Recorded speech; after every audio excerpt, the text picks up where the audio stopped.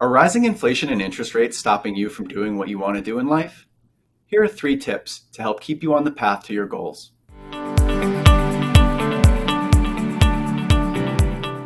Inflation is ballooning to its highest rate in 40 years, and as a result, the Federal Reserve has raised the benchmark interest rates 4 times since March. Historically, that's been effective in bringing down inflation and normalizing the economy over the long haul. But in short term, we're all feeling the pinch, perhaps most of all millennials and even older Gen Zers. Their buying power is being hit with a double whammy at a time in life that's typically full of big purchases and major life events. Things like buying a first home, starting a business, or adding a new member to the family.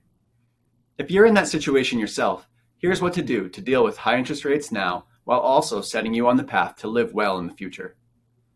First, adjust your budget to accommodate the higher cost of living. See where you can cut costs. Non-essentials like dining out, vacations, and other types of discretionary spending should be the first to go. Another option is to try to increase your income to make up the shortfall. Consider asking for a raise at work, looking for a higher paying opportunity, or taking on a second job. If your budget still doesn't cover your necessary costs, only then should you consider temporarily cutting back on the funds allocated to your savings account and retirement fund. But don't ever dip into your emergency savings to cover everyday costs. It's even more important to have on hand when the markets and your personal finances are volatile. Second, pay down high interest debt. If you have a balance on a credit card or an adjustable rate mortgage, you might be noticing increases in your payments. That's because higher interest rates mean that debt is now more expensive to have as well.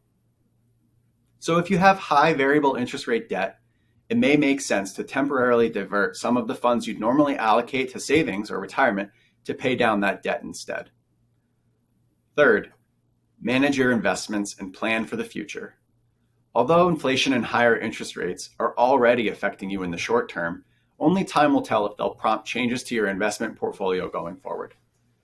Remember, your overall strategy should already take into account that there will be transition periods in the economy and markets. In the meantime, check in on your portfolio frequently and work with your financial advisor to adjust your overall plan to be sure it's still on track to helping you achieve the big goals you have for the future. If you have any questions about inflation or interest rates and how they're affecting your progress toward reaching your financial goals, please reach out.